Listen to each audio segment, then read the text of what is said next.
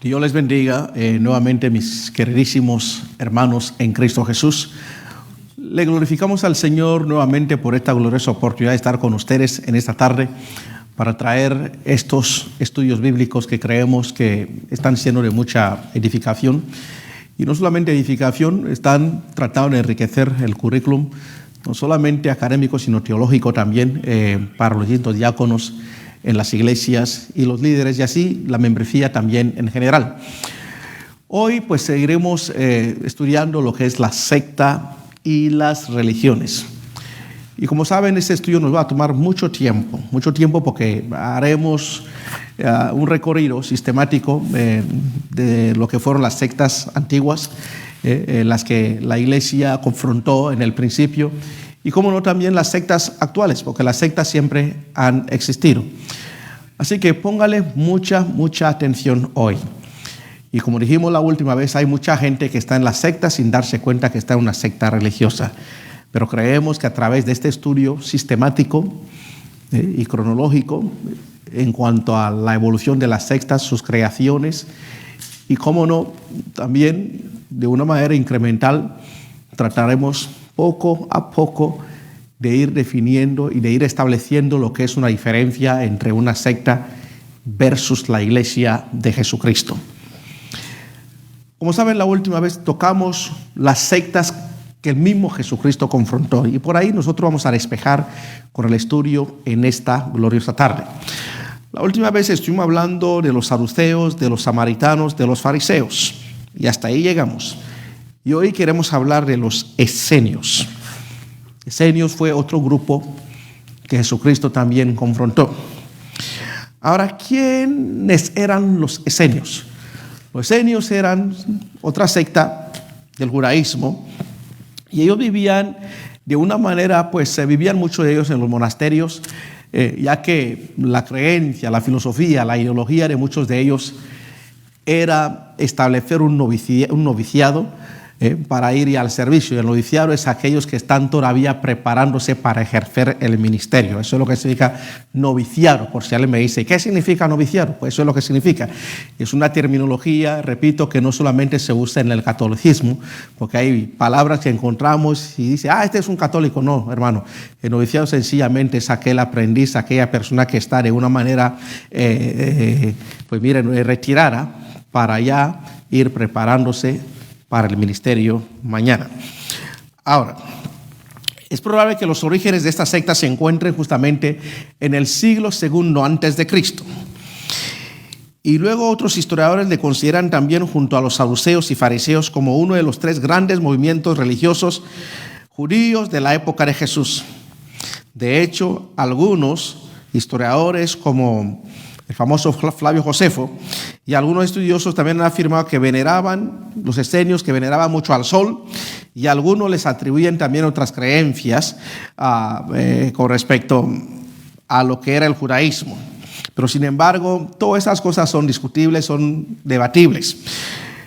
Muchos estudios los identifican como los miembros de la comunidad también del Qumran, que dice que ellos de hecho son los que estaban en esa zona, y esa zona justamente es cerca de lo que es el Mar Muerto.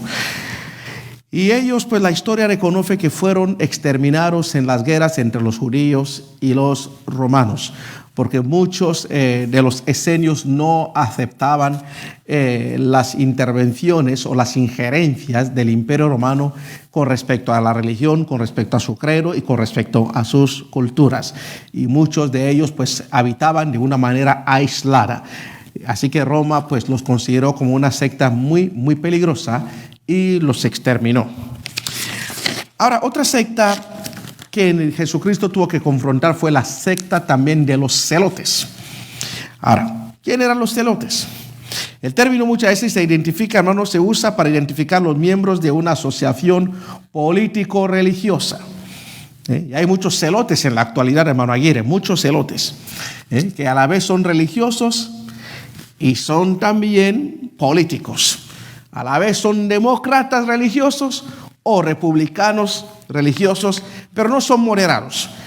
Por eso muchas veces la gente que se le ve esa pasión, pero una pasión muchas veces fanática, porque el fanatismo pierde la cabeza, uno pierde un poco, el sistema de un análisis ya comparativo, ¿verdad? De ciertas cosas, y por mucho que se le traiga la conciencia, no entiende nada. Y así eran esos celotes. Así que políticos religiosos, y no solamente, inclusive el Imperio Romano los consideraba como unos guerrilleros también, o como unos terroristas, porque a la vez, hermano, combatían. Y se cree que el mismo Barrabás era también un celote, porque aparte de ser un religioso, sin embargo, combatía políticamente, creando pues movimientos para liberar a Israel. Así que este grupo estuvo involucrado en actos terroristas y actividades de guerrillas. Algunos han señalado su parecido a aspectos teológicos con los fariseos, y también se ha señalado su fanatismo nacionalista y su oposición al Imperio Romano. Una posible relación de ellos con la comunidad también del Qumrán. Acuérdate que los esenios eran otros radicales, y ellos a su vez también fueron muy casi exterminados también por el Imperio Romano, porque ellos llevaban actividades terroristas y a la vez eran religiosos, y por ende se le consideraba también una secta religiosa dentro del judaísmo. Voy a hacer un paréntesis aquí para saludar ya a mis hermanos que están conectados ya a través del Facebook alrededor del mundo, diciéndoles que esto de repente parece aburrido, pero tranquilo, estamos tomando historia, porque es muy importante que conozcan esta primera parte antes de llegar donde estamos, porque llegaremos a la parte que va a ser súper caliente, porque ahora mismo la cosa está tranquila, porque no hay muchos celotes, no hay muchos esenios, pero cuando empecemos a tocar las sectas modernas, espero que no me empiecen, hermano, a sacar el cuchillo ni la pistola virtual. Y que el Señor nos ayude a todos nosotros. Alabado es el Señor. Y rápidamente, los herodianos. Ese era otro grupo. Estamos corriendo rápidamente porque quiero llegar a lo que me importa. Era otro partido político religioso, conocidos en la lectura rabínica como los boetosianos. Estos se enfrentaron con Jesús. Eso hay un registro en la palabra del Señor de estos herodianos. Ayer nos vamos a citar los servicios de nuestro hermano Aguirre y queremos hablar rápidamente, hermano Aguirre. Hermano Aguirre, Dios le bendiga. ¿Cómo se encuentra en esta tarde? Bien, pastor, gracias a Dios. ¿Comió un ceviche? ¿Está bien? ¿Está listo? No comí ceviche hoy, pero... Entonces no vamos a tener un buen estudio bíblico hoy. En todo caso, mira, mi hermano, vas a leernos en Mateo capítulo 22, versículo 16, vas a leer ahí, para que veamos el registro de los herodianos en las Sagradas Escrituras. Mateo capítulo 22, versículo 16. Ok. Y le enviaron los discípulos de ellos con los herodianos diciendo: Maestro, sabemos que eres amante de la verdad y que enseñas con verdad el camino de Dios y que no te cuidas de nadie. ¿Por qué no miras la apariencia y que no te cuidas de nadie porque no miras la apariencia de los hombres? Eso es, aquí vemos un registro bíblico de esta secta herodiana. Y como pueden ver, para los hermanos que piensan que todo lo que viene de Israel, que hay un absolutismo, que hay un consenso en todo. Y si en los tiempos de Jesucristo ya existían las sectas que hemos mencionado y otras que hemos mencionado, y no se llevaban ninguna de ellas. ¿Por qué? Sencillamente por la rebeldía en la naturaleza del hombre. El hombre siempre, hermano, le busca la quinta pata al gato cuando esta no existe ni la va a encontrar. Así que Jesucristo tuvo que enfrentarse a todas esas sectas religiosas. Y era solamente en Israel. Y se imagina los millones de sectas que tenemos en la actualidad, que cada uno inventa su doctrina, cada uno se aleja, uno funda su doctrina, sencillamente, hermano, para tener una popularidad y tratar, como quien dice, resaltar su nombre en vez de desaparecer y que el mundo conozca a Jesucristo y lo que es la palabra de Dios. Ahora vamos un poco a recorrer rápidamente y llegar a otras sectas que la palabra del Señor o la historia reconoce, las sectas que la misma iglesia ahora de Jesucristo tuvo que confrontarse. Pero antes de llegar a esa secta, quiero darle una pequeña historia con respecto a la ideología que aquel entonces existía. Recordemos que Israel, y no solamente Israel, sino lo que es el Mediterráneo, el Asia Menor, el Oriente Medio, fue la estructura geopolítica y geocultural donde competían, hermanos, los distintos movimientos existentes aquel entonces. Recordemos que ahí estaban los egipcios también con sus ideologías, con sus filosofías. Ahí estaban, hermanos, los persas y luego, hermanos, los babilónicos. Y más tarde, hermano, vino el imperio griego, que se extendió y a la vez también quería imponer su manera, su filosofía, su ideología. Y más tarde el imperio romano. Pero la iglesia primitiva, cuando surge, obviamente, aunque aquel entonces Roma controlaba todo el territorio a nivel político, pero sin embargo lo que estaba prevaleciendo todavía era el pensar de la filosofía griega. Y la filosofía, como es el estoicismo, el epicureísmo y sobre todo el pensamiento que había tomado mucho arraigo, eran los debates que se llevaban a cabo en la escuela de Mileto, fundado por el famoso filósofo Tales de Mileto. Y vamos a empezar ahí en estos momentos. Entonces, una de las primeras sectas, hermano, que la iglesia tuvo que confrontar, porque a su vez atacó la veracidad de la iglesia primitiva, las enseñanzas de los apóstoles, de los profetas, y la expansión de la iglesia fue el epicureanismo. Y él me dirá, pastor, epicureanismo, ¿y qué es eso? Pues el epicureanismo, hermano, fue fundado por un famoso filósofo griego llamado Epicureo de Samos. ¿Y qué es lo que, hermano, enseñaba esa secta? Lo que enseñaba esa secta, que el hombre tenía y podía alcanzarlo todo, llevando a cabo, viviendo la vida, como decimos, hermano, pura vida, como dicen los nicaragüenses, con todos los placeres de este mundo.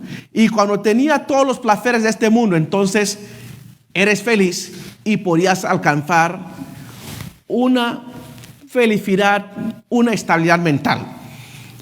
Y muchas veces eso se llamó como el hedonismo. Significa el hombre, o sea, se goza de todos los placeres de este mundo. Como ahora mismo vemos a gente, mueve el esqueleto, bebe, mujer acá, y se tira, prueba todo lo que tenga que aprobar y piensa que con eso va a ser feliz. Pero recuerda lo que dijo Jesucristo. ¿De qué le vale al hombre si ganara todo el mundo y perdiera su alma? O sea, la filosofía de ellos era, viva la vida loca, borracha, mujeres, haz todo lo que puedas hacer porque la vida es corta. ¿Cuántos de ustedes han escuchado esas palabras? Hay muchos que, sin saberlo, hermano, parece ser que son seguidores, hermano, de Epicureo de Samos.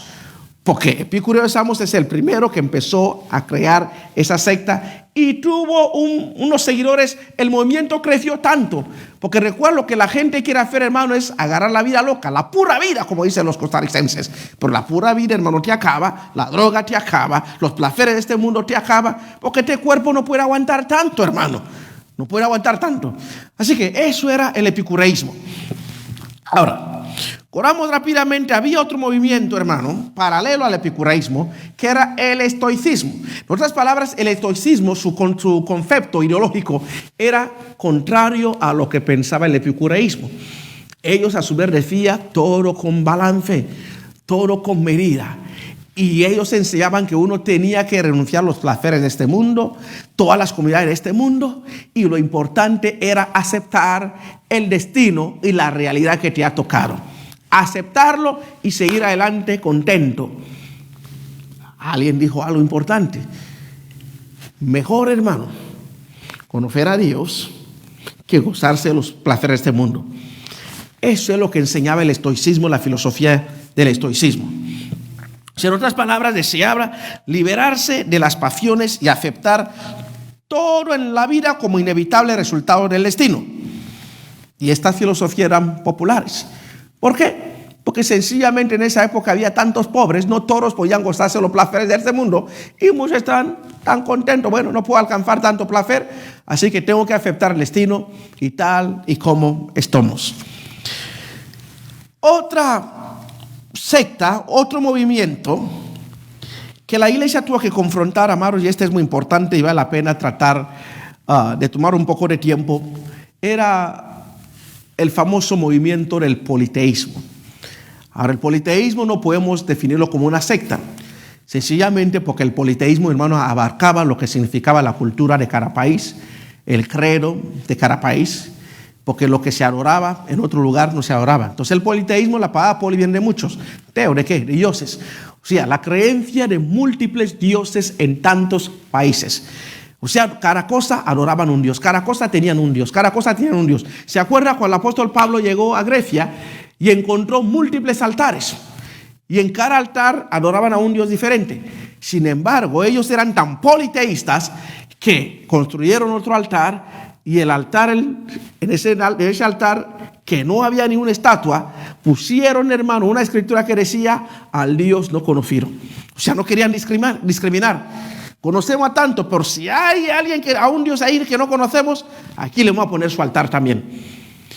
Pero sin embargo, ¿qué es lo que sucede? Que ese estilo, esa cultura, esta ideología, este credo religioso no era compatible, hermano, con las enseñanzas de nuestro Señor Jesucristo y las Sagradas Escrituras. ¿Por qué? Porque los judíos, hermano, ¿eran qué? Eran monoteístas, creían en un solo Dios, no eran politeístas. Y ahora tenían que convencer, sobre todo la iglesia primitiva, convencer a todos esos países, a todas esas culturas que tenían que llevar el evangelio, decirles que dejen de practicar el politeísmo y ahora tienen que abrazar el monoteísmo. En otras palabras, decir que un solo Dios hay, no hay varios, no hay miles de dioses. Porque recuerda que ellos, hermanos, para el vino tenían un Dios, para los esposos tenían un Dios, para el ladrón tenían un Dios, para el mar había un Dios, para todo tipo. Y la iglesia tenía que resumirle que no hay todos esos dioses, hay uno solo. Y claro, yo diría, esa ideología todavía permanece en mucha gente. Escucha que todos los caminos conducen a Roma. Otro dice: no, usted también puede ver a Dios a través de Alá, a través de Buda, a través de otro. Un poquitín, amados, del politeísmo. O sea, creen que hay muchos dioses. Pero sin embargo, la fe cristiana, la iglesia cristiana, y creemos que es la verdad que hay un solo Dios, no hay múltiples de dioses, uno solo hay. Y la iglesia tuvo que confrontar también esta realidad. Ahora, vamos rápidamente a otro movimiento, a otra secta que era también sociopolítica y religiosa, son los Nicolaitas. Ahora, ¿quiénes eran, hermanos, los Nicolaitas? Los Nicolaitas, hermano, una secta de la antigüedad que fue un grupo del primer siglo de la era cristiana mencionado por el libro de Apocalipsis. ¿Acuerdan que Apocalipsis los menciona? Y los cristianos más ortodoxos acusaron a sus miembros de promiscuidad y de orgías. Eran tan liberales. Ellos se mezclaron tanto con el pensamiento romano, porque los romanos eran tan promiscuos y practicaban un sinnúmero de aberraciones, hermano, en sus prácticas religiosas de credo. Y a la vez estos individuos querían también ser parte de la iglesia cristiana. Querían una mezcla del cristianismo. Por eso Apocalipsis, hermano, habla que nosotros dejemos que la práctica de los Nicolaitas.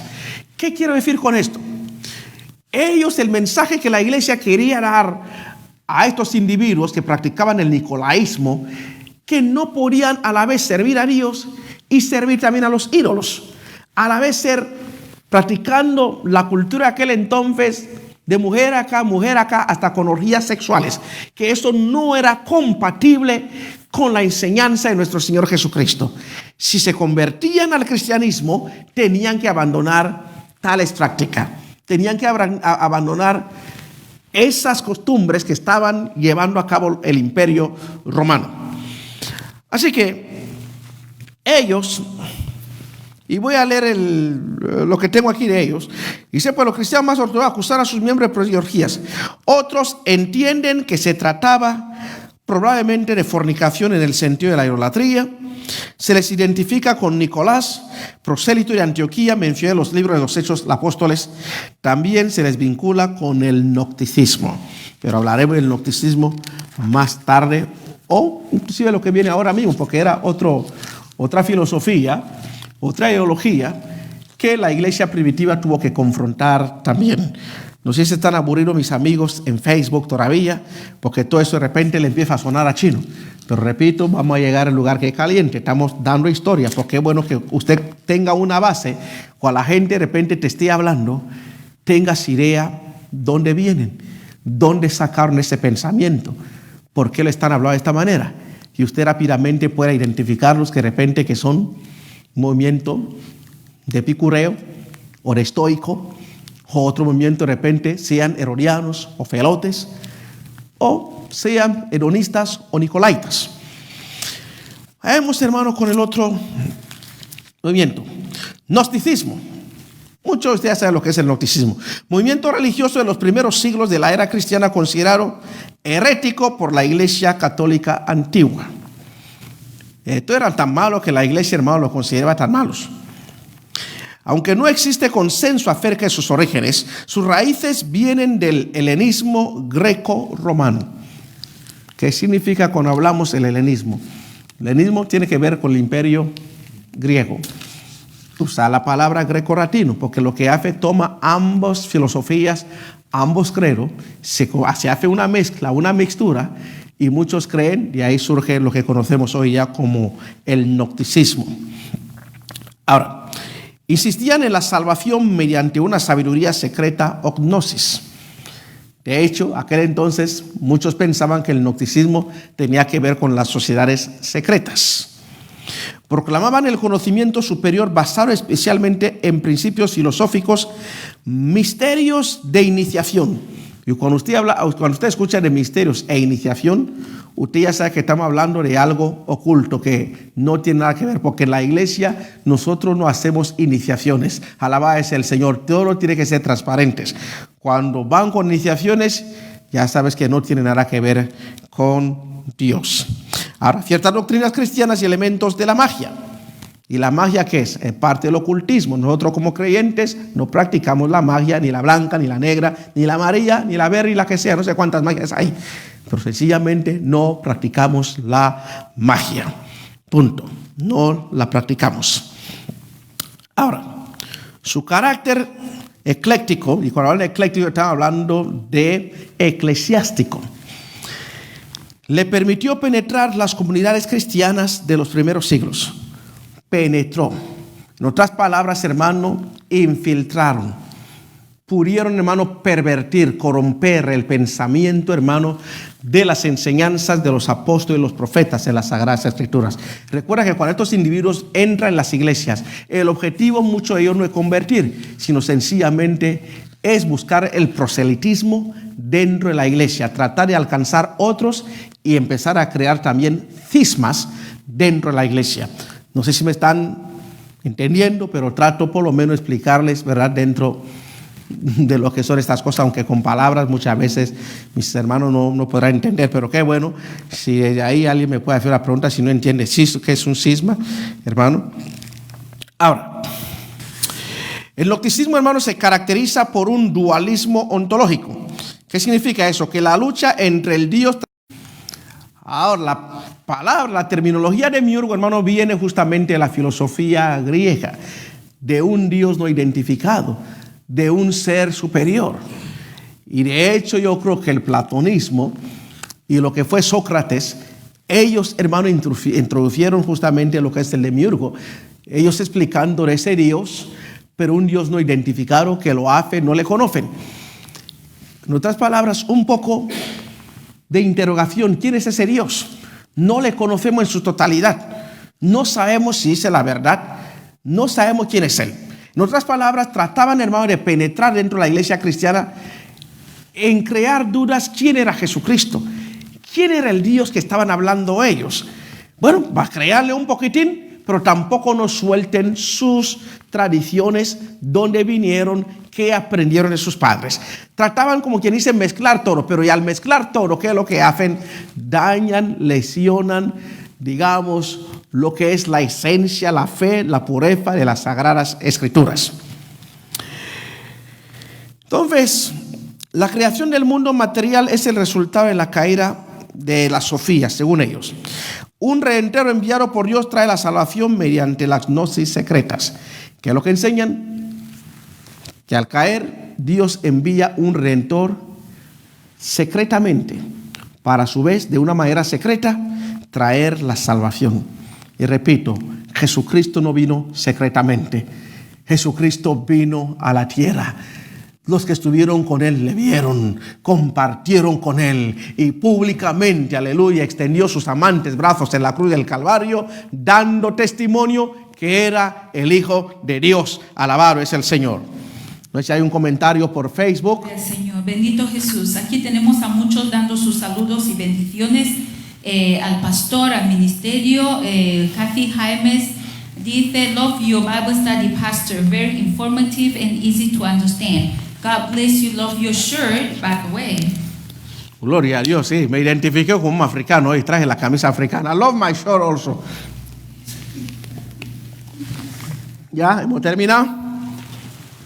Yes. Cuidado, Aguirre. Yo te veía con esa cara sospechosa que tenía alguien para que te rías un poco. Aleluya. Entonces, algunos estudiosos hablan de 3 tipos importantes del gnosticismo.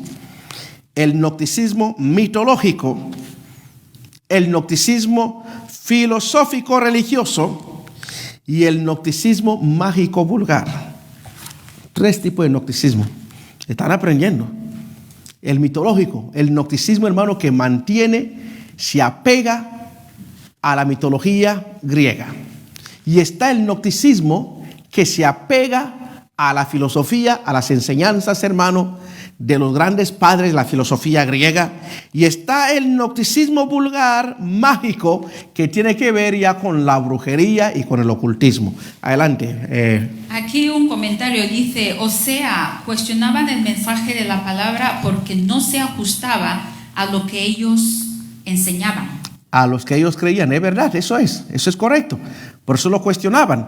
Recordemos, hermano, que el propósito de la evangelización era que la gente renuncie a su manera de pensar, que renuncie a su estilo de vida y aceptar a Jesucristo como su Salvador y a la enseñanza de ¿quién? De los apóstoles. Y los apóstoles tenían un gran desafío, mi hermano, sé quién lo puso en el comentario, y como usted lo dijo, tenían ese gran desafío, hermano, de cambiar la mentalidad, el estilo de pensar. Tenían que cambiar, hermano, siglos y siglos de una identidad cultural a llevarlos a la identidad de las Sagradas Escrituras. Y eso era un gran desafío, pero gloria a Dios que no lo hacían, hermano, por su intelectualidad, como dijo el apóstol Pablo, lo hacían con el poder del Espíritu Santo. Y esa fue la gran diferencia que tuvo la iglesia primitiva con respecto, hermano, a la expansión del Evangelio. Ahora, hemos dicho, hermano, que el gnosticismo tenía 3 tipos de gnosticismos, ¿verdad? Hermano Aguirre, ¿se acuerda? ¿Todavía está aquí o hay que servirse ceviche? Ok, gloria a Dios. Está bien.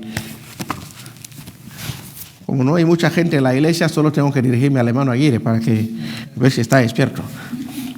Otros señalan particularmente su mixtura con la fe cristiana.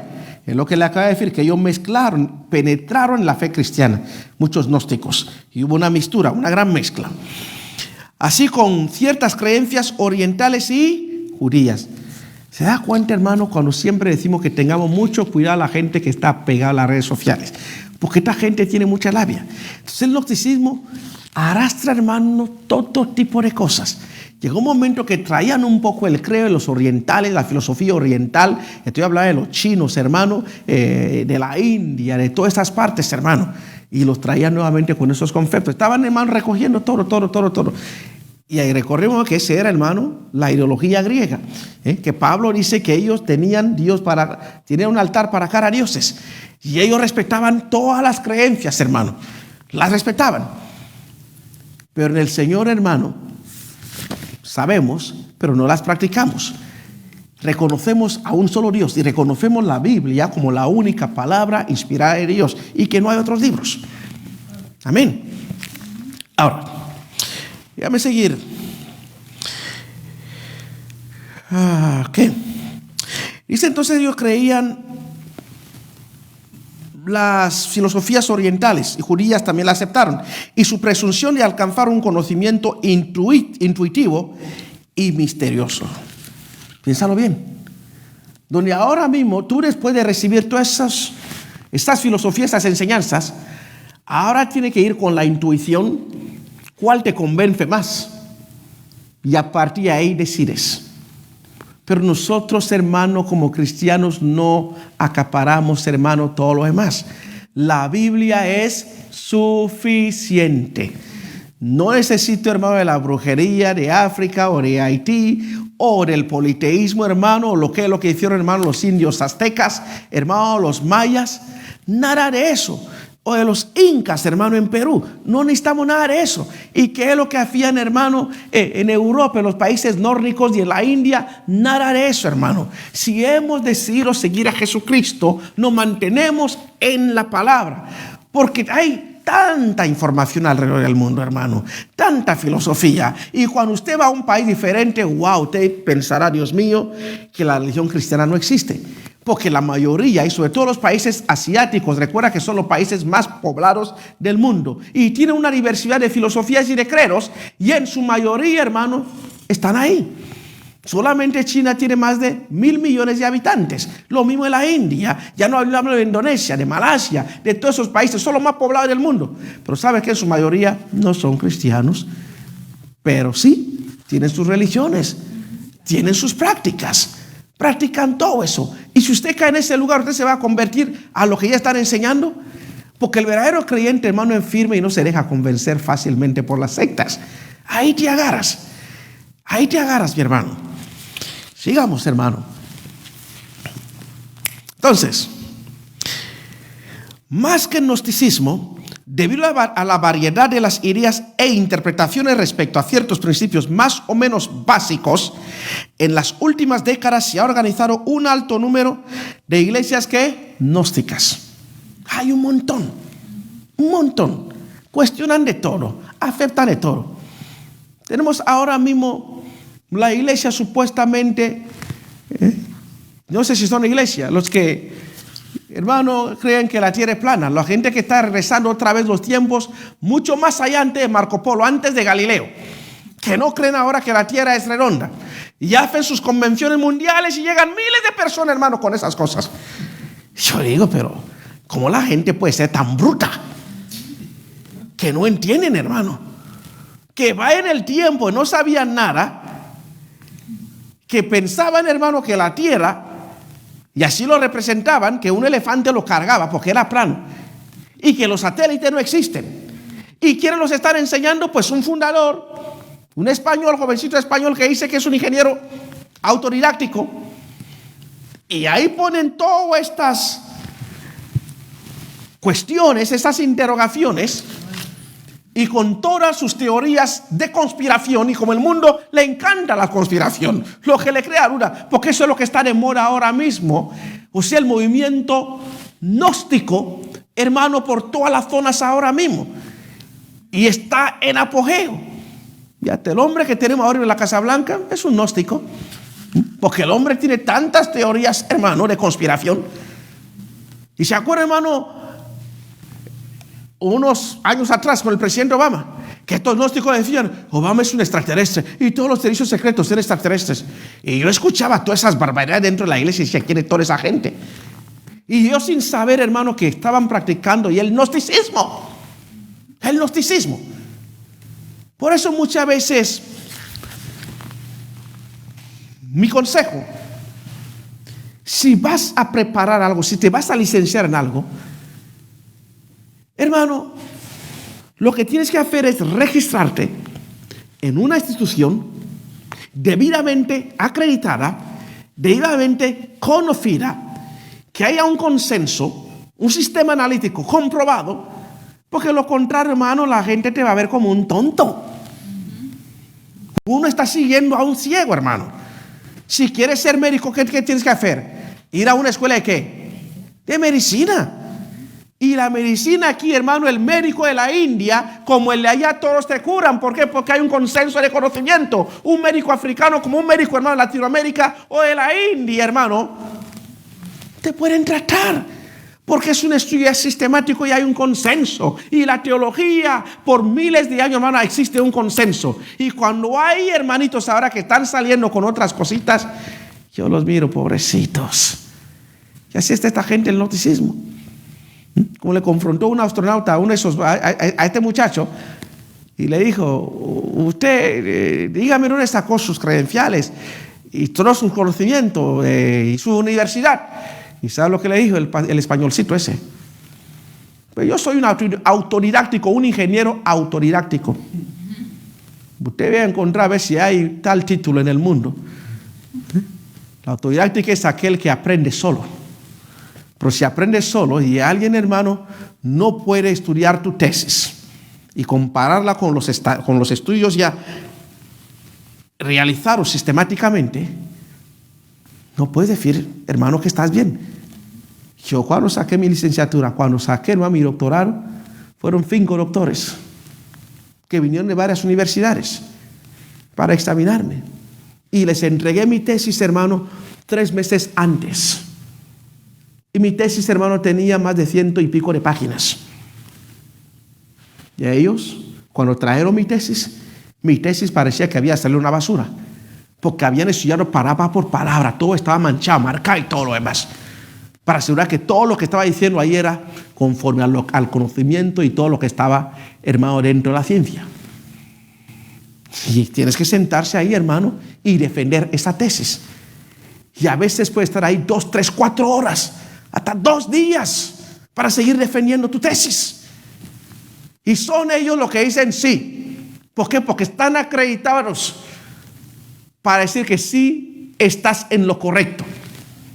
Pero lamentablemente tenemos hoy día abundante de gente que saca, hermano, su doctorado, hermano, en 1 hora en un vídeo, en las redes sociales. No se rían, hermano, tenemos una situación bastante triste. Otros que salen, hermano, sacan su medicina, hermano, en las redes sociales, hermano, por ver a y ya son médicos. Otros ya son ingenieros, hermano. No, hermano, el mundo no funciona de esa manera. Siéntate a estudiar, toma disciplina y sepa, hermano, la diferencia de un pensamiento a otro pensamiento, hermano, y entender que muchos de los conceptos filosóficos, hermano, son paralelos que en ningún momento se juntan. Hay un comentario en Facebook. Ahora en Facebook, vamos, queremos escuchar de ustedes. Aleluya. Entonces, la proliferación de sectas ha sido una constante en la historia del gnosticismo y de los sistemas gnósticos. ¿Y la palabra proliferación qué es? Una connotación negativa. Salen acá, y sale con este maestro ahora, y este aquí ahora, y este aquí ahora. Y muchas veces esos maestros cuando escriben dicen, porque ni escribir saben escribir. Doctorado. Pero ¿cómo es posible que alguien tenga un doctorado y no sepa escribir? Piénsalo bien. Uno de estos doctorados una vez y esto me pasó en Chicago. Salgo a hablar de un tema, de un panel de varios que estuvieron hablando acerca de la antropología cristiana y la historia cristiana y lo que es la misionología y los regionalismos. Y empiezo a hablar un poco de los regionalismos, ¿verdad? Y me ubico en el Mediterráneo y trato de ubicar a Jesucristo, su evolución, los distintos lugares que estuvo. Y cuando dije Jesucristo estuvo en África,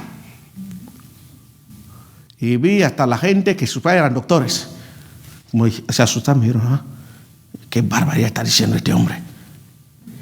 Y uno se da cuenta rápidamente todas las miradas en el panel, porque habían más de miles de personas. Y yo dije, mira, sí, Jesucristo estuvo en África. Para los hermanos, de repente muchos han estudiado teología y no han estudiado la geografía. Así les entré a ellos. Porque hay los que son doctorados, no sé, y no saben la geografía. Y entonces yo le dije, mira, hermano, Jesucristo, y un padre que estuvo en África, sí. Y sí, si usted tiene su doctorado en teología. Y le dije, Señor y señores, el 90% del Pentateuco, eso es África. Sí. Todo lo que están leyendo el Pentateuco, el 90% es África. Y uno de las damaris. Yo learned something new, right? Acaba de aprender algo. Y usted también acaba de aprender algo. Que el Pentateuco, la gente que defiende tanto el Torah y todo lo demás, ¿usted sabía que ese 90% es África? La historia de Abraham, usted sabe que la mayor parte es África. La historia de José, de Jacob, y que la nación de Israel tuvo su origen también en África. Y muchos me dicen, mira, hermanos, Egipto es un país que está en el continente africano. Y muchos no se nos ponían a Egipto. Entonces, yo sé que muchos de los que me están viendo ahora mismo de repente están aprendiendo algo nuevo para ellos, algo nuevo, pero no es nada nuevo. Sencillamente no se tomó el tiempo de hacer un análisis, de conocer la historia. Por eso muchas veces decimos, hermano, tome tiempo de buenos maestros que te enseñen la teología, porque la teología no solamente es el estudio de la palabra de Dios, es un estudio también de la antropología, de la misionología y de los regionalismos y de la geografía. Comentaros en Facebook. Se le está aburriendo a mis amigos en Facebook, pero sigan, hermano, queremos escuchar a ustedes, mis amigos de Facebook, se están aprendiendo. Ahora, hermano, vamos a definir lo que es secta. No se duerma todavía, hermano, ayer, si no se duerma todavía. Aleluya. Estoy despierto, pastor. Amén, eso es. Mi esposa, no te duermas también, porque tus ojos están poniendo bien pequeñitos. Aleluya. Ahora, Ese café. ¿qué es una secta? Eso es lo que vamos a preguntar ahora. ¿Qué es una secta? Y mi amigo que me está escuchando, esto no es un culto religioso.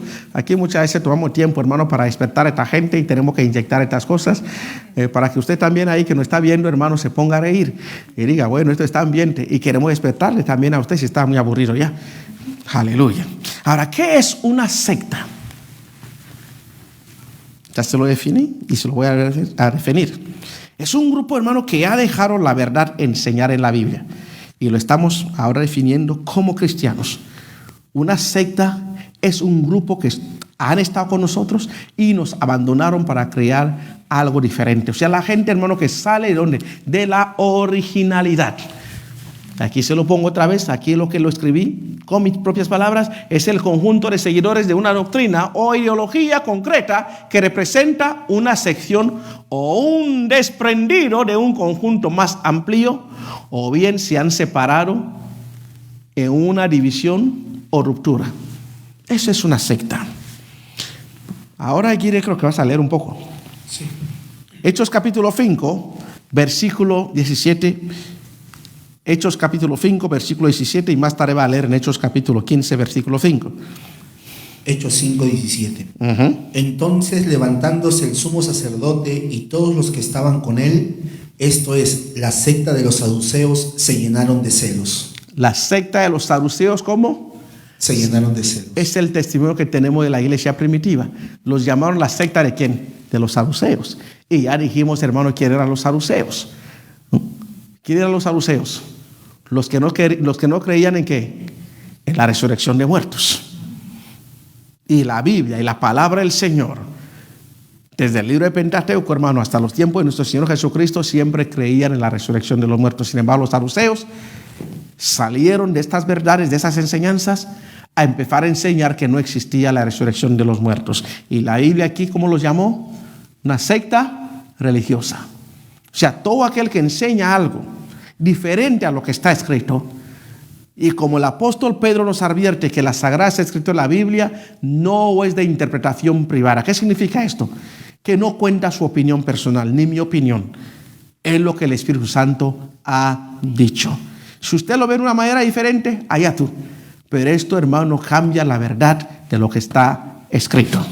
Alabado es el Señor. Hechos capítulo 15, versículo 5.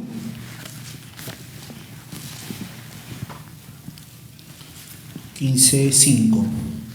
Pero algunos de la secta de los fariseos que habían creído se levantaron diciendo: es necesario circuncidarlos y mandarles que guarden la ley de Moisés. Eso es.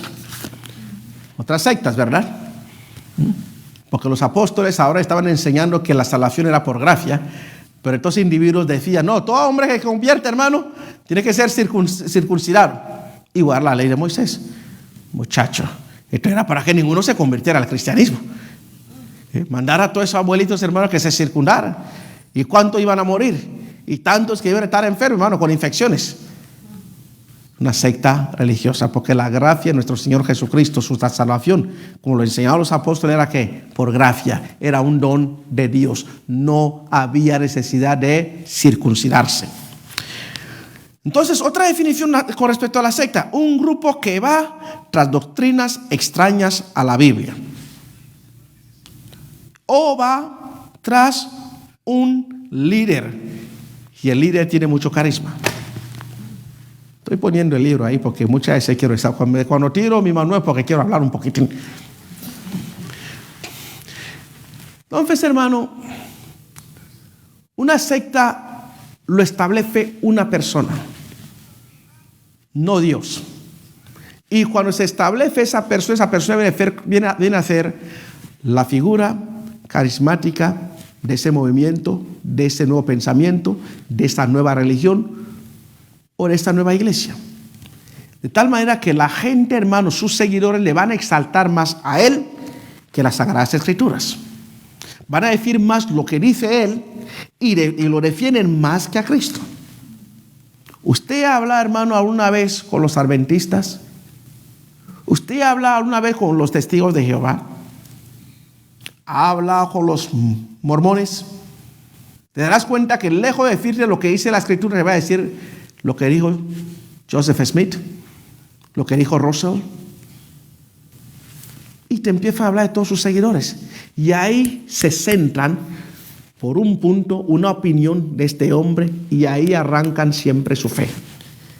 Pero nuestra fe, como si te das cuenta, está establecida desde el Antiguo Testamento hasta el Apocalipsis. Valoramos tanto el Génesis como el Apocalipsis. No ponemos un libro de menos, porque entendemos que fue el Espíritu Santo que inspiró a estos hombres. Y la iglesia de Jesucristo, date cuenta que hablamos más de ¿quién? De Cristo. No exaltamos ni a los apóstoles, ni a nuestros padres espirituales por el cuales el Evangelio nos alcanzó, sino siempre hablamos de Cristo. Pero una secta siempre hablará más del hombre y sus enseñanzas que lo que dice la palabra del Señor. ¿Me está entendiendo, mi amigo? Por eso cuando alguien te diga, fulano es de tal, enseña esto, fulano es de tal, dice esto, este fulano es de tal, es fulano es de tal, huya, porque el hombre ya le comieron el coco, hermano, ya no tiene nada ahí ya. Alabado es el Señor. Aún algo en Facebook. Bueno, en Facebook están durmiendo hoy, ¿qué pasó? O no están aquí hoy. Vamos a leer en 1 Corintios capítulo 11, versículo 9, doctor Aguirre. 1 Corintios 11, 19. 11, 19.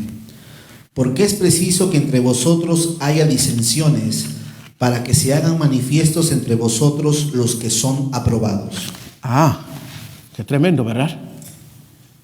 Pablo, hermano, con una tremenda sabiduría, que en nosotros haya disensión para ver, hermanos, quiénes son en nosotros, quiénes son aprobados. Cuando alguien, hermano, se sale de la doctrina, se sale de la palabra, hermano, ha sido suspendido. Eso es lo que dice Pablo ahí. Se sale.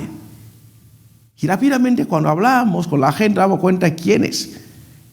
Porque las disensiones surgen, las sectas no surgen de afuera. Las sectas cristianas surgen de nosotros. De alguien, hermano, que pensó que esto es diferente, que no es así, y funda lo suyo.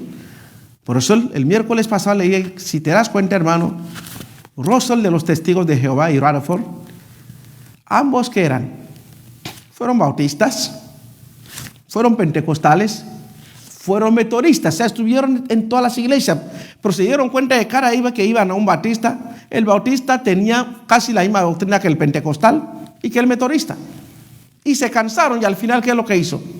Creó lo suyo. Y encontramos, hermano, enseñanzas básicas y erróneas y heréticas de los Testigos de Jehová, como es: no hay el infierno, nadie va al cielo, no hay resurrección de muertos, que el hombre no tiene un alma. Y las preguntas, por amor de Dios, entonces, ¿qué hacen ustedes gastando tantos millones de dinero? Y no creen que Jesucristo es Dios. ¿Se da cuenta? Por mucho que lo interpreten de una manera diferente, usen la Biblia, eso no significa, hermano, que sean de nosotros, tengan la verdad. La Biblia es bien clara. La Biblia dice que Jesucristo es Dios. La Biblia habla del infierno, Jesucristo lo enseñó. Y la Biblia habla de la resurrección de los muertos, habla del rapto de la iglesia. Y muchos de estos testigos de Jehová creen que el reino de Dios va a venir. Y hay muchos, hermanos, amelianistas, que tienen el mismo pensamiento de los testigos de Jehová sin darse cuenta. Es el mismo. Porque ellos niegan toda la doctrina fundamental de las Sagradas Escrituras, testigo de Jehová. Y se basan, no hay tal cosa, no hay tal cielo, solo Él va a establecer su reinado y punto. Ni tribulación ni nada, no creen nada de esas cosas. Pero sigamos leyendo. Gálatas capítulo 5, versículo 20.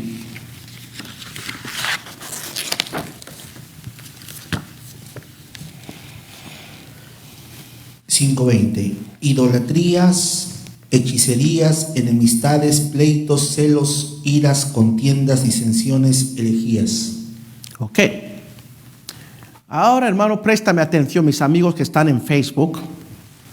Préstale mucha atención a esta parte que voy a entrar. Es muy importante, hermano, que conozcas la diferencia entre una iglesia cristiana y una secta. Que puedas, hermano, ver la diferencia tan abismal entre la iglesia y la secta. La diferencia entre la luz y las tinieblas. Muy importante que entiendas eso. De lo contrario, hay gente que son tan diplomáticos, hermanos, que hasta con Satanás, hermanos, se van a sentar a compartir la mesa. No, al diablo se le resiste, iglesia. Se le resiste. Nunca nos sentamos a hablar con él. Ahora, ¿cuál es la diferencia entre el cristianismo y la secta? La diferencia es esta. ¿Qué es lo que ellos creen con respecto a Dios? Nosotros los cristianos, ¿qué creemos en Dios? ¿Quién es Dios para nosotros? Es muy importante. Esa pregunta fundamental siempre cuando alguien te esté hablando, pregúntale, ¿qué piensas en Dios? ¿Quién es Dios para usted? Es muy importante eso. Vamos rápidamente en Hechos capítulo 17, versículo 30. Ayer. Así que la diferencia, recuerda, ¿qué es lo que piensan de Dios? ¿Quién es Dios para ellos? Pero Dios, habiendo pasado por alto los tiempos de esta ignorancia, ahora manda a todos los hombres en todo lugar que se arrepientan. Hasta el 30, hermano. Ese es el 30. No, del 23 al 30. O del 23 al 30. Sí, dale, vete, ya que necesitaba ceviche. Porque pasando y mirando vuestros santuarios, hallé también un altar en el cual estaba esta inscripción: al Dios no conocido, al que vosotros adoráis, pues sin conocerle es a quien yo os anuncio. El Dios que hizo el mundo y todas las cosas que en él hay, siendo Señor del cielo y de la tierra, no habita en templos hechos por manos humanas, ni es honrado por manos de hombres, como si necesitase de algo, pues Él es quien da a todos vida y aliento a todas las cosas. Y de una sangre ha hecho todo el linaje de los hombres, para que habiten sobre toda la faz de la tierra, y les ha prefijado el orden de los tiempos y los límites de su habitación. Para ahí, hermano. Te cuenta, el apóstol Pablo aquí establece, hermano, una tremenda diferencia, y lo hace de una manera magistral, diciéndole, mira, ustedes esto es lo que piensan de todos esos dioses. Acuérdate que ellos como sectas tenían un altar, porque las sectas muchas veces están confundidas que no saben ni qué es qué. Pero ahí, hermano, les aclara perfectamente diciendo, a este Dios no conocido, ese es el Dios. Y dice que a través de la sangre de su Hijo Jesucristo, ¿qué es lo que nos hizo? Nos hizo una sola nación, nos hizo un solo pueblo, nos salvó a nosotros. Y esta es la gran diferencia. Pablo aquí, hermano, como cristiano, establece perfectamente, no habla de Abraham, no habla de los profetas, no hablan de sus colegas apóstoles, habla de Dios. Glorifica la sangre y el sacrificio que Jesucristo hizo en la cruz del Calvario. Pero estos amigos, un altar, y lo que trajo ese altar era la exclusividad. ¿Me están entendiendo, iglesia? Entonces siempre la secta, hermano, es para diferenciar la iglesia cristiana. Pregúntales, ¿quién es Dios para ellos? Pregúntale a un budista, ¿quién es Dios? Pregúntale a un testigo de Jehová, ¿quién es Dios? No te van a decir que Jesucristo es Dios. Pregunta a uno de Jesucristo, sus familiares, ¿qué piensa usted de Jesucristo? Si te sale con otras tonterías, te vas a dar cuenta que está en una secta. Así que, una secta, pregúntales qué piensan quién es Jesucristo. Si no te dan, hermano, de acuerdo a Mateo capítulo 16, versículo 16, vamos rápidamente. Entonces es una secta. Si no te dan esa respuesta con respecto a Jesucristo. Mateo 16, versículo 16. Respondiendo Simón Pedro dijo: Tú eres el Cristo, el Hijo del Dios viviente. Ajá. Si una secta, si alguien, hermano, que dice ser cristiano o está en esta denominación o cree en esta filosofía, si no te dice que Jesucristo es el Cristo, es el Hijo de Dios y es Dios, está donde en una secta. Estamos aprendiendo. Tome buena nota, mi amigo. Yo te digo, esas preguntas son claves. ¿Quién es Jesucristo para usted cuando alguien venga? ¿Quién es Jesucristo? Si te anda, pues mira, yo sé que es el primero de la creación, pues fue una historia, una filosofía, pero yo creo que él no hizo. Aléjate de él, porque entonces no conoce a Cristo, está en una secta religiosa. A una persona de la secta, le pregúntale siempre, ¿qué es la salvación? ¿Cómo se obtiene la salvación para usted?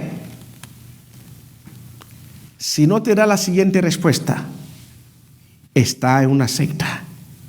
Romanos capítulo 1, versículo 16. ¿Qué es la salvación para ellos?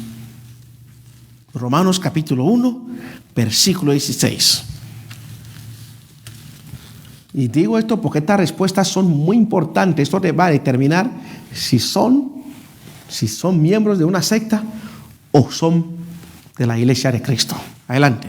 Porque no me avergüenzo del evangelio, porque es poder de Dios para salvación a todo aquel que cree, al judío primeramente y también al griego.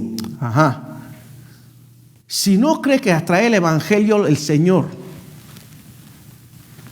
salvó al mundo y que la palabra que se predica es una palabra poderosa para transformar las vidas y que te esté hablando de otros cuentos, entonces está en una secta. Porque evangelio es poder de Dios, ¿para qué? Para salvación, dice el apóstol Pablo.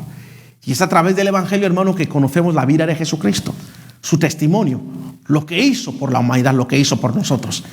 Y si no definen la salvación, hermano, a través del poder del evangelio y el sacrificio de nuestro Señor Jesucristo, está en una secta. Quiero escuchar las opiniones de mis hermanos en Facebook antes que cerremos, por favor. Quiero escuchar de ustedes si están aprendiendo, por favor. Pues dicen que están aprendiendo, están atentos, tomando nota. Tomando nota y tomando café, ¿verdad? Seguro.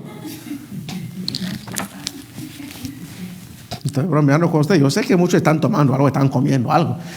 Porque ahora con esto de coronavirus, hermano, la gente está recibiendo la palabra con una comodidad, hermano. Los que reciben el estudio, hermano, con un café ahí, hermano, con una pupusa, hermano. O con unas galletas, hermano. O con un taco, un burrito. Quieren comiendo, pero qué bueno. Pero dentro de poco, hermano, los queremos aquí. Muy pronto van a estar aquí, hermano, muy pronto. Así que vamos a acabar esa comodidad porque hay que regresar al sacrificio. Amén. ¿Cuándo dicen amén en el Facebook? A ver, me dicen lo que están diciendo amén ahí en Facebook. Queremos escuchar amén, amén. Vamos a regresar nuevamente a la iglesia muy pronto.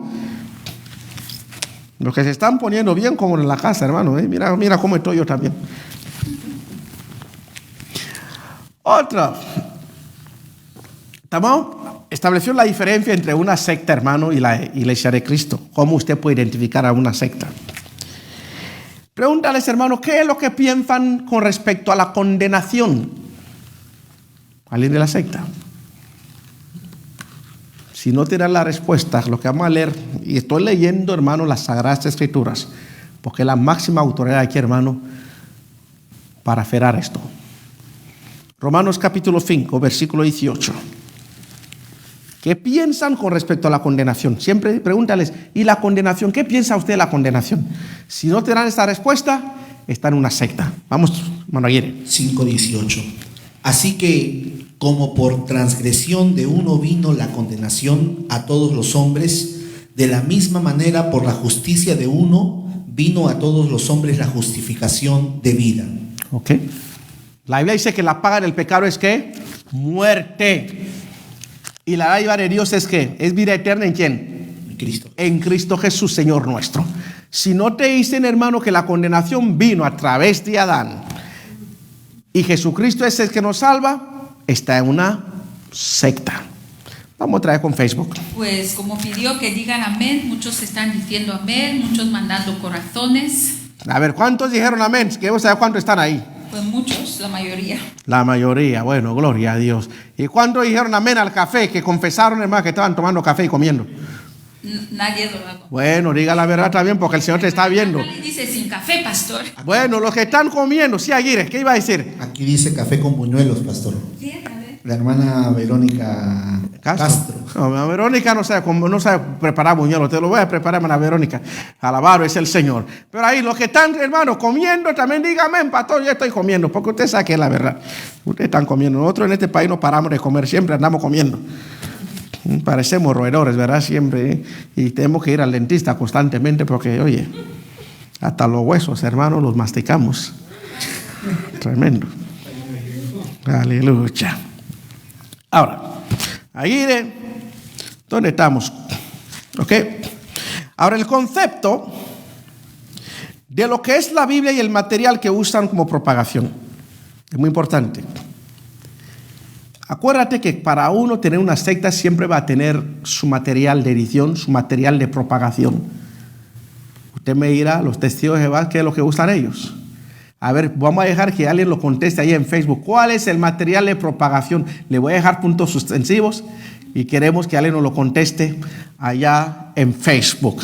Así que todos estamos aquí. ¿Cuál es el material de propagación que usan los testigos de Jehová? Si no lo digo yo. No lo digas de momento. Quiero ver si lo de Facebook está aquí.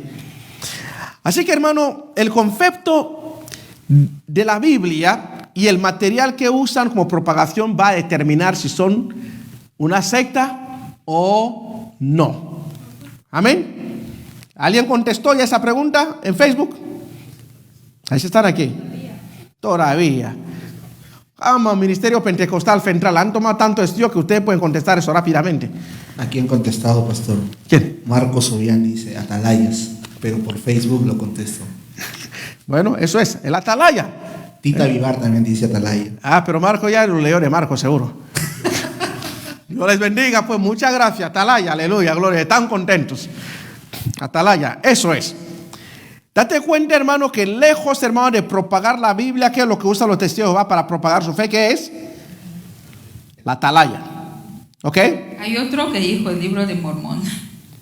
Bueno, esos son, él no entendió la pregunta, pero tiene razón, estamos hablando, ¿verdad?, de los mormones, de la iglesia de los últimos días, como se llaman ellos.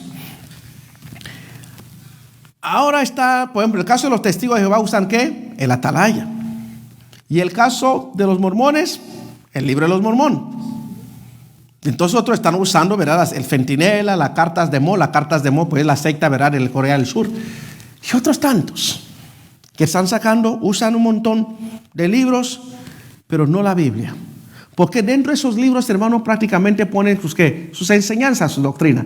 ¿Y por qué te entregan el libro, no la Biblia? Porque el que lee la Biblia se va a dar cuenta que esto es ¿qué? Falso, que no es así. Estamos aprendiendo, hermanos, en Facebook, estamos aprendiendo.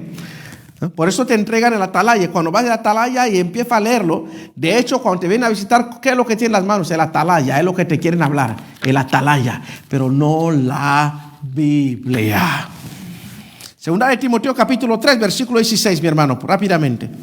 Segunda de Timoteo capítulo 3, versículo 16. Ya muy pronto nos vamos, muy pronto. Toda escritura es inspirada por Dios y útil para enseñar, para redarguir, para corregir, para instruir en justicia. Toda escritura es que inspirada por Dios. ¿Útil para qué? Para enseñar. Para ahí, no vaya rápido. Por eso yo sé más, pero quiero que entiendas. Dice toda escritura inspirada por Dios, toda la Biblia. Y dice útil. ¿Qué es algo útil? Es algo benéfico. Es un recurso. Amén. ¿Para qué? Para enseñar. Nosotros, hermanos, usamos la Biblia, enseñamos la Biblia. Lo que está escrito en la Biblia es lo que enseñamos. Pero yo no tengo el por qué enseñarte algo que está fuera de las Sagradas Escrituras. ¿Útil para qué? Para enseñar, para redarguir, o sea, amonestarte, compungir su corazón. Y solamente el Espíritu Santo lo hace. ¿Por qué? Porque la Biblia, aleluya, es la palabra de Dios. Más. Para corregir. Corregir. Hay los que no aceptan la corrección. Y esta gente, hermano, que está en la secta, hermano, son tan testarudas, hermano, son tan brutas, que por mucho que usted le enseña que aquí está, dice, yo no lo veo. Y en mi experiencia, lo que hago siempre es ahorrar mis energías y el Señor, ya ese espíritu le tomó, no importa lo que haga. Son las mismas palabras de Abraham que le dijo al rico del infierno, cuando le dijo, mira, aunque alguien saliera de aquí, de entre los muertos, a testificar a tus hermanos, no van a creer. Piensa, hermano, ahí en esas palabras. Que te digan, aunque salga gente aquí de entre los muertos, resuciten y vea a su abuelo, que vea decir, el infierno es real. Oh, el infierno no es real. Hermano, mira, es algo tan tremendo que el apóstol Pablo en Romanos capítulo 1 lo dice. Que por cuanto que rechazaron la verdad, Dios los entrega, ¿qué? A un espíritu de error. De error. Y no saben, hermano, que ese espíritu los ha tomado ya. Hermano, y a veces nos salen lágrimas. Lloramos, hermano. Porque es penoso ver a una persona, hermano, que se pierda dentro de la iglesia. Es penoso. Y uno los ve y dice, Dios mío, ¿qué pasó aquí? ¿Qué pasó? Pero muchas veces no empieza, no es algo de la noche a la mañana. Es porque la persona ya no sigue instrucciones, va buscando y Satanás está observando. Nosotros siempre decimos a los hermanos, usamos siempre la analogía africana, que la bestia en África, el león, nunca ataca, hermano, la oveja o el cordero o el búfalo que está entre los más gordos, los que están juntos en unísono. Siempre observa quién está solo del grupo. Es el que siempre va a atacar. Y observa quién es el débil y quién es el enfermo. Es el que siempre ataca. Y cuando alguien, hermano, empieza en eso, porque hace un tiempo venía ya comiendo lo que no tiene que comer, venía escuchando lo que no tiene que escuchar. Amén. Ok. Entonces, tercer punto, con respecto a eso, los cristianos interpretan la Biblia con todas las normas de la hermenéutica. Eso es lo que hacemos nosotros. Pero estos individuos no. Rompen la hermenéutica, rompen la morfología, rompen la sintaxis, rompen, hasta ellos, hermanos, dudan de la historia, de la antropología, de las culturas y las tradiciones. Nunca se me olvida cuando estaba escuchando, no voy a decir por nombre, porque el hombre murió ya para no levantar su memoria. Un día lo escuché diciendo, el rapto es un invento que salió de un doctor en Inglaterra en el siglo pasado. Y yo me lo quedé mirar y dije, qué ignorante, qué bruto. ¿Dónde sacó su doctorado? ¿Por qué? Porque no entendía. Hermana Gladys conoce el Mediterráneo. El rapto es una práctica, hermano, que todavía se vive. Es una palabra que se usa, se practica. Y la Biblia lo practicaba. ¿Se acuerda? Cuando el siervo de Abraham fue a buscarle esposa a Isaac, Jacob, siempre es el pariente, hermano, que lo va a buscar. Y te lo traen. Que es un principio, hermano, donde solamente nadie sabe. La única persona que tiene que saber es la novia. Ni el papá, nadie más. Ni el hermano, nadie más. Y es algo que ya practiqué. Hermano Daniel, no sé si me estás viendo. En nuestros viajes que hicimos a África, una tía mía, llegamos hasta ahí en un pueblo donde vivían ellos para verla con su esposo, con mi tío. Y resulta que la tía le dice a Daniel y nos dice, este sobrino mío es el que me vino a raptar. Esa es la palabra que usamos, raptar. Dice, es el que vino en la noche. Y ella, porque ya el novio le dijo, esté preparado estos días. Y a veces la mujer está como una semana esperando y no duerme. Y está lista, no duerme con su pijama, siempre está vestida. ¿Y cuándo es el rapto? El rapto nunca se produce de día, se produce cuando nadie te espera ni nadie ve. ¿Y qué es lo que sucedió? Cuando ya mi tío me dice, yo creo que tú vas a ir a raptar a mi novia hoy. Y era un jovencito, un chavalito. Hermano, estaba muy oscuro. Y me dice, cuando todos duerman, ¿tú ya conoces la casa? Sí. ¿Tú conoces la ventana en su cuarto? Yo creo que sí. Solo toca la ventana 2 veces. Es lo que hice. Fui, porque el novio no le permitió raptar. Envía al hermano menor. No es el hermano mayor, siempre envía a alguien inferior. Y fui y toqué, y ella estaba lista. O sea, toda esta noche pasó sin dormir, siempre pendiente a ver si llegaba. Y cuando tocó, me dice, sí soy yo. Ya. Vamos. Salió. Ni el papá ni la madre. ¿Y dónde está? Nos está esperando a medio kilómetro. Porque él no viene, él se queda a medio kilómetro. Y ahí se la llevé y la entregué. Mi trabajo se acabó. Se fue. La llevó a la casa y nada más llegar a la casa tocó al papá. Papá, he traído la novia. Y papá en la mañana anuncia a toda la gente, hay bodas. ¿Esto te suena algo de la palabra de Dios? ¿Esto te suena algo? La Biblia, por eso mucha gente usamos la ley de la hermenéutica, que son la antropología, hermano. Y hay bobos, hermano, que perdónenme por la palabra, porque hay gente, hermano, que, como dicen los mexicanos, ¿verdad? Te sacan de onda, ¿verdad? Eso es lo que vivimos. Si la Biblia lo menciona, hermano, es porque la Biblia no expresa esas palabras que nadie no conozca. Ahora, si no eres esa cultura, no lo va a entender. Y es el mismo orden que la Biblia habla. ¿Quién va al llevar a la novia? El Espíritu Santo. Dice la Biblia, ¿lo entrega a quién? Al novio, en las nubes, a mitad de camino. ¿Y qué hace Jesucristo? ¿Lo presenta a quién? Al Padre. ¿Qué dice el Padre? ¡Bodas!